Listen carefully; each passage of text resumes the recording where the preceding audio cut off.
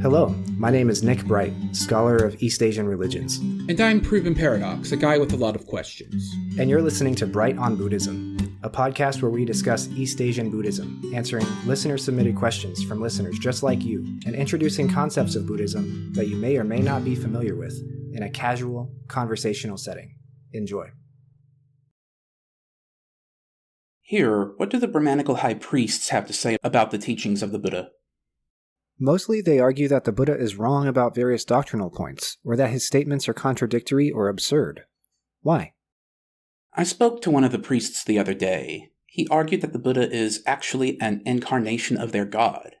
I asked him how and why that would be the case, and he said that his god manifested as the Buddha in order to save their religion. His purpose is to tempt evildoers away from Brahmanism to save it from their misguided views.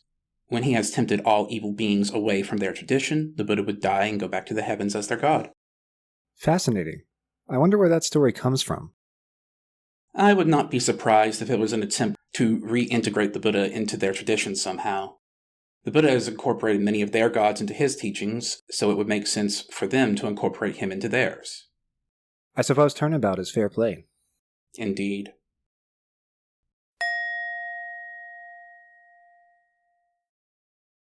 Hello and welcome to this week's episode of Bright on Buddhism. This week we will be discussing Brahmanical perspectives on Buddhism. What are some Brahmanical perspectives on Buddhism from the Buddha's lifetime or thereabouts? What are the doctrinal roots of those perspectives? What is the historical relationship between Hinduism and Buddhism like? We hope you enjoy. So let's get into it. What are some Brahmanical perspectives on Buddhism from the Buddha's lifetime or thereabouts? In order to answer this question, we should give a brief overview of the Indian religious ecosystem at the time of the life of the Buddha, to explain the two sides of the conversation. Right before the life of the Buddha, from 1750 BCE to about 500 BCE, was the Vedic period of Indian history. This is named for the Vedas, these four huge holy texts authored in Vedic Sanskrit that contained a huge variety of contents, including ritual manuals, stories, myths, histories, legends, medical treatises, and more. These are the oldest texts in all of Hinduism, with the oldest being the Rig Veda, which is dated to as far back as the 1500s BCE. The Vedas discuss topics such as cosmology, cosmogony, which describes the origin of the universe, medicine, ritual, and myths, legends, and histories pertaining specifically to the Vedic deities. The Vedic deities are not the Hindu gods that we are familiar with in the modern day, which are Brahma, Shiva, and Vishnu. Instead, they are Agni, Indra, Soma, and many others. It is from these texts that we get Vedic medicine, ritual fire offerings to the fire god Agni in a ritual called Homa, and much more. We also get the very first discussion of Indra, who will feature in Buddhist cosmology, and much of the earliest iterations of what we now call Hindu religion. It is from these texts that we get the earliest evidence of the caste system and the concept of Varna Ashrama Dharma. This is a quite complicated concept. In Hinduism, enlightenment is achieved when one achieves oneness between their Atman, or soul, and Brahman, or ultimate holy divine reality. Varna Ashrama Dharma explains how to do that. In brief, the caste system organized society into 5 social classes, or Varnas, organized hierarchically from the top: Brahmins, which are Vedic scholars, priests, or teachers; Kshatriyas, which are rulers, administrators, or warriors; Vaishyas, which are agriculturalists, farmers, or merchants; Shudras, which are artisans, laborers, or servants; and then Dalits, who are actually outside of the caste system and who have historically been called untouchables. These were latrine workers, cremators, etc. This social class system was overlaid with one's ashrama, or stage in life. There were considered to be 4 stages. They were the first stage, from birth to age 25, known as the brahmacharya, or the student's life, where you learn about what your social class and your family/clan's situation determines that you'll do when you grow up. Then the next stage is age 25 to 50, which is known as the grihastha, or the household life, where you raise your family and take up your family's profession, whether it's farming, being a Brahmin, being an artisan, etc. And then age 50 to 75, known as the vanaprastha, or the retired life. This is where your children are grown up and you start to hand off the family business to them. And then the final stage, which is age 75-ish to death. This is the sannyasa, or the renounced life. This is the stage where you renounce from household life and pursue enlightenment in the Hindu context. These stages are not set in stone, but they are roughly how the Vedas subdivided a lifespan. Thus, the way to reach enlightenment was to fulfill your duty at each of these stages of life depending on what caste you were born into. If you were born into the warrior or kshatriya caste, you would learn the ways of war from birth to 25, fight from 25 to 50, retire and train your family from 50 to 75, and then renounce and achieve enlightenment or liberation after around 75 until you passed away. This would be seen as the perfect fulfillment of your dharma, or your duty, and then you attain liberation from the cycle of samsara that way. This is collectively called Brahmanical because it emphasizes how this framework seeks unity with Brahman as a means of liberation. This was understood to be the perfect and divinely ordained cosmic order, and anytime it was threatened, the gods had to intervene, which made up the contents of a lot of myths, legends, and stories from the Vedas. The Buddha was born near the end of the Vedic period, around 500 BCE. At this time, conventional Vedic religion was starting to be in decline, and renunciatory religions that bucked against this scheme of Varna Ashrama Dharma started to form. One of them was Jainism, which will get its own episode on the Asian religion series, and the other is Buddhism. The Buddha started preaching, and he adopted several aspects of Brahmanical belief into Buddhism, such as the idea of samsara and nirvana, the gods, the cycle of reincarnation, and more, but he also rejected several points of it, notably the idea of an Atman, the caste system, and the ashrama system. As we've discussed, the Buddha taught anatman as opposed to atman, and he taught that anybody could renounce and become a monk at any stage in life regardless of social status or position. So, how did Brahmanical figures view the teachings of the Buddha at the time? Well, the answer is sort of complicated. At the end of the Vedic period, we see in Hinduism the emergence of the popularity of the Trimurti, or the three gods we mentioned before, Brahma, Shiva, and Vishnu. You may know them as being Brahma the creator, Vishnu the preserver, and Shiva the destroyer. They continually create, preserve, and destroy the universe in an infinite cycle of time. Of these three, Vishnu is said to have the ability to arise in the world as an avatara, or an incarnation. The avatars of Vishnu are described in the Puranas, a genre of Sanskrit myths and legends. He descends to the earth from heaven to empower good and destroy evil, thereby restoring the correct order of the universe. There's disagreement about how many avatars he had in the stories. There are at least 10, but sometimes as many as 42, depending on what you're reading. Some of his avatars are very famous figures from Hindu myth and legend, such as Rama from the Ramayana, Krishna from the Bhagavad Gita, and Narasimha the lion, as well as many other famous mythic heroes. Interestingly, one of his avatars is supposedly the Buddha himself. Some texts and Hindu thinkers argued that Vishnu descended to the earth as the Buddha in 1800 BCE, and thus was a different person entirely than Siddhartha Gautama. However, the very concept of a Buddha didn't exist until Siddhartha Gautama, so this is clearly an instance of reading something back into history as an attempt to subsume it under the Hindu religious identity and authority. In that sense, there are attempts from high-level Brahmanical and Hindu thinkers to absorb Buddhism as perhaps a sect or a branch of the mainline religious tradition. This fails, of course, but it was at least peaceful and mostly respectful to begin with. In the Buddhist texts, there are several debates that take place between the Buddha and Hindu thinkers, either present and in dialogue with him or through reference to their ideas. These concern the topics of Atman, the caste system, and the ashrama system. Later, famous monks and thinkers in Buddhism also debated Hindu thinkers, and this was recorded in text as well. For example, there are debates between Vasubandhu, Nagarjuna, and others with Hindu thinkers on topics such as the concept of Ishvara, or a creator god or material. In Hinduism, they believe in a creator god, but in Buddhism they don't, so several arguments are given one way or the other for these points. Many Hindu thinkers often thought that the Buddhist teachings were contradictory, paradoxical, and absurd, but they did not often express hostility toward them as much as just simple disagreement.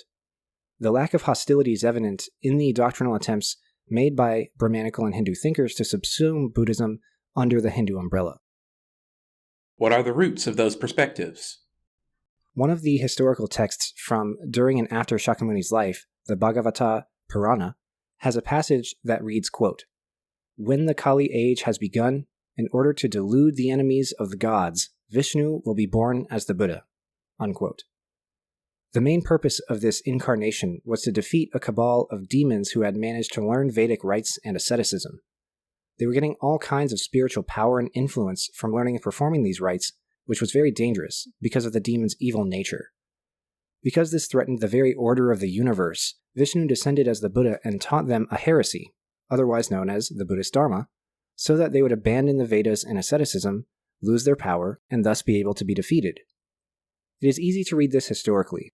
You can assume that there was a cabal of people in the Vedic tradition who were coming dangerously close to being heterodox, and so to excise them, the Buddha arrived as a Hindu hero to draw them out of the Vedic tradition, so that they would stop causing trouble and threatening the natural hierarchy.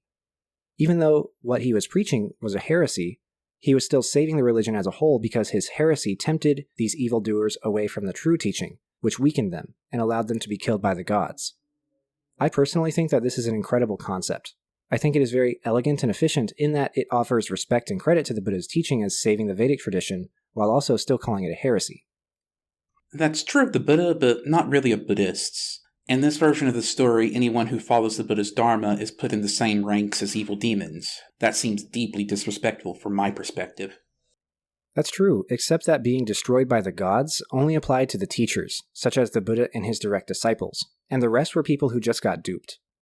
Followers of the Buddha were thought of more like good-natured people who got tempted down the wrong path, rather than people who were expressly evil and seeking the reins of power themselves. That still feels a little patronizing to me, but that's going to happen between different religions, I suppose. It certainly is. We've already mentioned the doctrinal reasons why the Buddha's teachings are regarded as a heresy, rejecting the ideas of the Atman, the caste system, the idea of a creator god, etc. However, there are more reasons that can be considered. In a non-religious context, the caste system and the ashrama system created and perpetuated the structure of the economy at the time. It functioned based on people working during their household stage and raising up children to work during their retirement stage. Renouncement was only for people when they were ready to exit the production side of the economy and enter the consumption side. In other words, the renunciant stage of life was analogous to the social security stage of life in modern America. You no longer work because of your age, and your descendants have replaced you in the labor force, so you're free to pursue spiritual liberation and be supported by alms from the public. When renunciation becomes an option that cuts across the ashrama system, it threatens this economic order for two reasons. One is that somebody can renounce at any time, and even later in Buddhism's history, some are born into the monastic life. These people never renounce from regular life, spending their entire lives in the renunciation category. The other reason that it threatens the economic order is that renunciants are prohibited from sex and marriage, meaning that they don't reproduce. Thus, they will never fill the spot that they left in the workforce. In a social and governmental system that is religio-political in nature, without a separation of church and state, these issues are considered threats to the cosmic order as laid out by the Vedas. So, in the time period itself, this is a religious issue as well as a secular issue. In addition, when one renounces in a Buddhist sense, their loyalties are divided. When a Hindu person renounces in old age, they're still under the protection and the regulation of the government. They're still loyal to it in the sense that they don't follow some other leader or other system of laws. When the Buddha and his disciples come around, they reject many Hindu laws, and they show greater loyalty to the Buddha instead of the king or whoever is in charge. I don't think we can go so far as to say that the Buddha was a secessionist, or a person who started a sovereign commune, or anything as seditious and threatening to the Hindu sovereignty as that. He in fact received grants, permissions, and sponsorships from the government to grow the monastic community. But there was still tension, because renouncing in the Buddhist sense symbolically meant exiting the kingdom that a person is born into. There's even a ceremony in Shingon Buddhism, which draws on a ceremony from earlier versions of Buddhism, where when a person renounces, they ritualistically say goodbye and thank you to their gods, their king, and their parents, because they're leaving the protection of those parties and the sovereignty of those parties and entering that of the Buddha. Given that there was a whole religio-political system created, perpetuated, and enforced by this Vedic system, Buddhism posed a potential threat as a separate and contrary system. That is why there were attempts to bring it back into the cosmological order of Hinduism by making the Buddha be an avatar of Vishnu. What is the historical relationship between Hinduism and Buddhism like? In recent history, I would say it's mostly peaceful despite obvious disagreements. There are no major conflicts or discriminations that are taking place from one group to the other. For a number of reasons that we will discuss in a future episode, Buddhism wasn't as historically popular or widespread in India as Hinduism, so there are not as many Buddhists in India as other countries. There are still around 10 million Indian Buddhists, but that's out of a total population of 1.438 billion, so not even 1% of those are Buddhists. Because of that, Hinduism does not have to rub elbows with Buddhism as much in India. However, there are some points of tension. For example, there was a resurgence of Buddhism in India in the last 100 years, led by Dr. Bhimrao Ramji Ambedkar, one of the authors of the Indian Constitution. He was famously born in 1891 in the Dalit caste, and he grew up arguing that Hinduism and the caste system were oppressive and unjust and evil. He converted to Buddhism near his death in 1956. This kicked off a new movement in Buddhism in India called Dalit Buddhism, also known as Navayana. This is a social reform type of Buddhism whose main point is that when you convert, you're no longer bound by the caste system. When Dr. Ambedkar converted, nearly 500,000 Dalit people joined him. The emphasis of Navayana is that it rejects Hinduism and the caste system and promotes the rights of the Dalit caste. Navayana also rejects the teachings of Mahayana, Theravāda, and Vajrayana, and is instead socially and politically engaged Buddhism that supports and centers on Dalit people and their unique experiences of discrimination and hate in India. Looking back further in time, from the 3rd century CE onward, there were occasional political and textual attacks from Hindus to Buddhists, ranging from declarations that Hindus and Buddhists are eternal enemies, to destruction of minor Buddhist temples and sacred spaces. However, even in the midst of these so-called persecutions of Buddhism by Hindus, there was still royal patronage of Buddhist art, temple construction, and monastic communities, indicating a level of tolerance between both religions, even during times of conflict.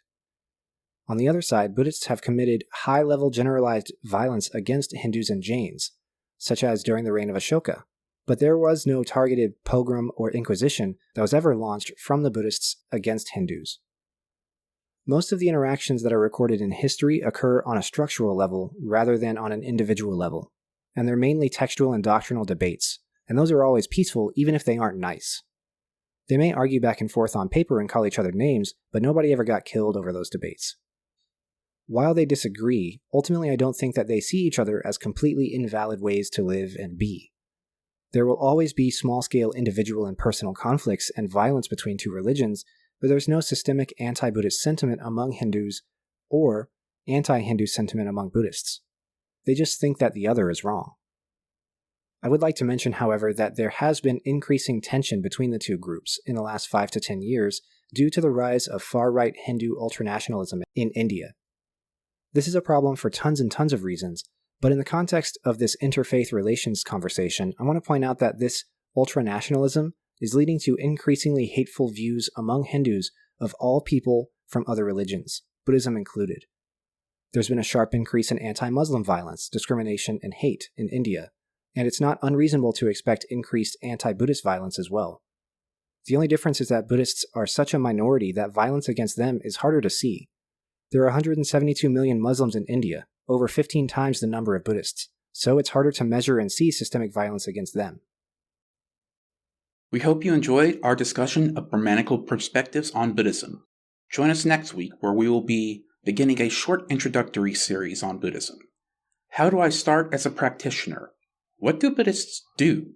What are some resources for beginning practitioners? We hope to see you there. Thanks for listening, and we'll see you next time. If you like our show and you want to support us, we ask instead that you send that support to Black families that have been displaced by the LA wildfires. You can find a directory of GoFundMe pages for these families in the show notes. Thank you. My name is Nick Bright, scholar of East Asian religions and the voice of Hearer. And I'm Docs, editor, question asker, and voice of Hermit. And this has been Bright on Buddhism. Thank you for listening. If you like our podcast, or if you have any questions that you'd like us to discuss, we'd love to hear from you. Please consider leaving a comment, review, or subscribing. You can also reach us by email at bright.on.buddhism@gmail.com. As always, citations and resources for this episode can be found in the show notes. Thank you.